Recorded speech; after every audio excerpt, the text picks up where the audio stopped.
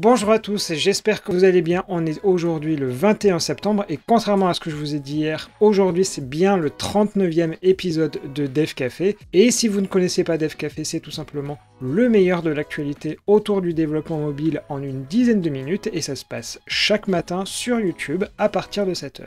Comme tous les jours, je vous raconte un tout petit peu la même chose en introduction, à savoir pensez bien à liker et à vous abonner à la chaîne parce que en l'occurrence le robot YouTube aime bien cela, donc voilà, s'il vous plaît, essayez de le faire autant que possible. Et maintenant, je vous propose qu'on regarde ensemble les différentes actualités du jour.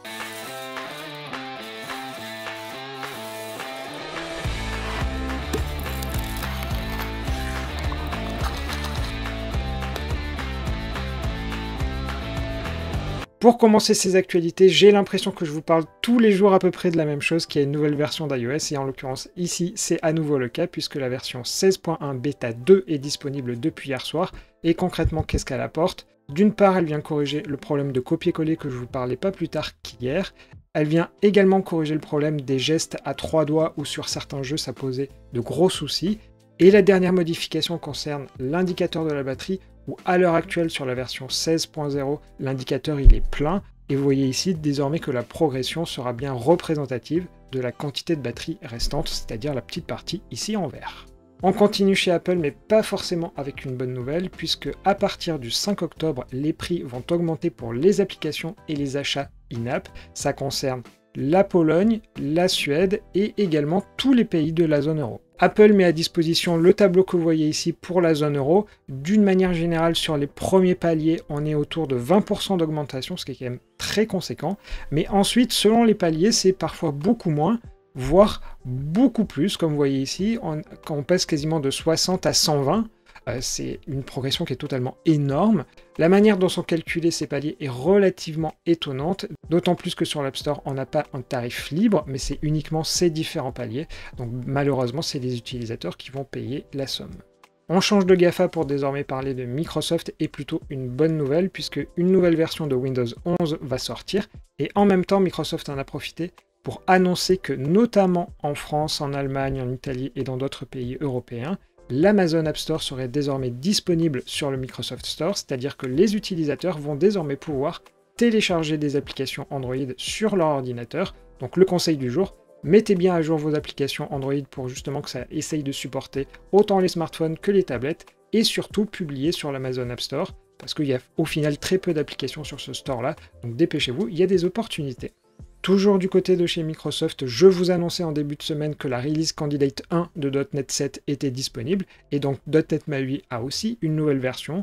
Pour ce qui est des nouveautés, il y a le support des cartes, mais aussi des écrans multiples façon Surface Duo, et pour ce qui est du desktop, vous voyez qu'il y a beaucoup de nouveautés, notamment le clic droit, et plein d'autres éléments comme vous le voyez ici.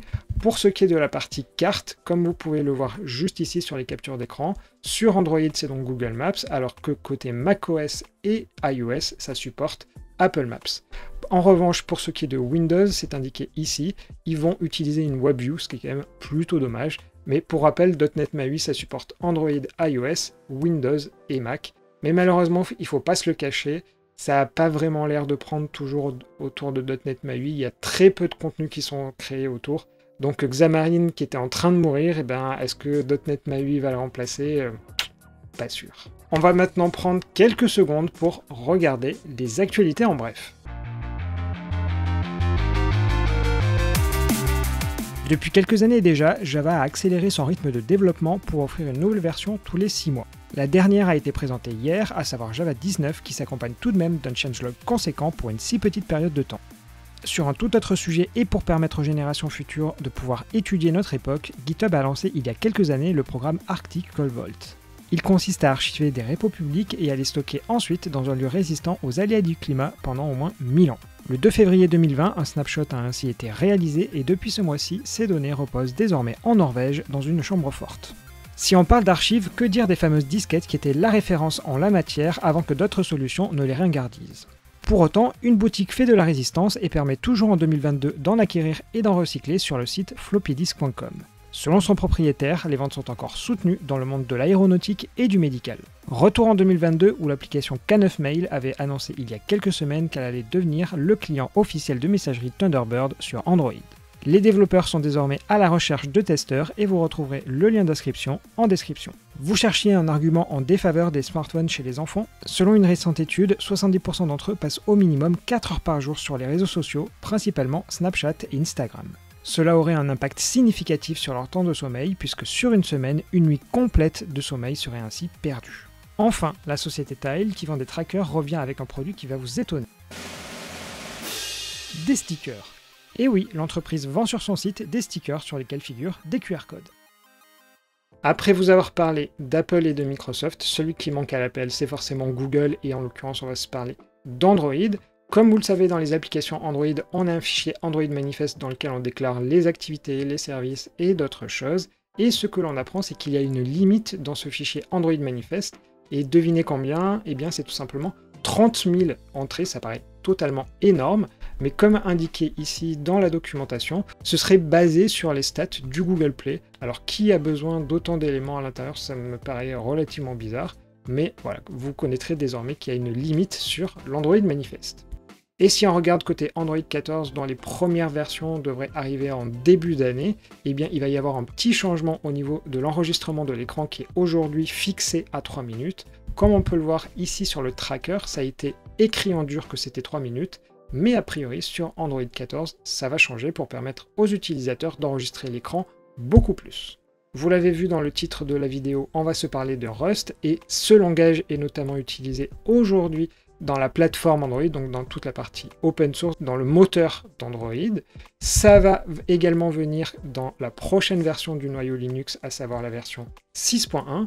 Et hier, il y a eu un tweet qui a fait énormément parler, puisqu'il vient du CTO de Microsoft Azure, et tout simplement ce qu'il dit, c'est que dès aujourd'hui, il faudrait arrêter complètement de faire des projets en C et C++ pour des raisons de sécurité, et il indique même qu'il faudrait déprécier ces deux langages et qu'il faudrait à la place basculer vers Rust. Alors ça, c'est une opinion totalement personnelle, c'est pas du tout l'opinion de Microsoft d'une manière générale. Pourquoi? Parce que Windows, Office et SQL Server ont aujourd'hui des grosses parties de code qui sont écrites en C et C++, donc ce serait vraiment un gros bing bang du côté de cette entreprise-là de dire on arrête tout, on déprécie. Voilà, ce serait totalement impossible, ça représenterait des mois et des mois pour tout refaire. Mais par contre, c'est pas la première fois que chez Microsoft on parle de Rust, puisqu'il y a 3 ans, la partie sécurité de Microsoft indiquait qu'il pensait que Rust représentait la meilleure alternative à C et C++ parmi toutes les autres solutions. Sachant que pour information aussi, Google a sorti il y a très récemment un nouveau langage, mais il n'est pas encore suffisamment mature pour être au niveau de Rust. Mais la déclaration du CTO d'Azure vient un peu contre les chiffres, parce que si on regarde aujourd'hui les statistiques sur les langages, eh bien C++ est à la 7e place, C à la 10e, et Rust uniquement à la 19e place. Et c'est donc pour cela que le sondage du jour porte justement sur Rust, et je vous demande, est-ce que vous pensez qu'il faut déprécier C et C++ et basculer vers Rust? Est-ce qu'au contraire, il faut rester dans la situation actuelle, à savoir permettre d'avoir des projets en C++, mais aussi de faire du Rust si on en a envie? Ou alors, solution totalement conservatrice, C++, ça marche très bien aujourd'hui, pourquoi est-ce qu'il faudrait basculer vers Rust? Donc n'hésitez pas à répondre à ce sondage dans la partie communautaire, et surtout n'hésitez pas à argumenter votre position dans les commentaires, parce qu'à chaque fois j'essaye de reprendre ce que vous m'avez indiqué dans les prochains épisodes de Dev Café.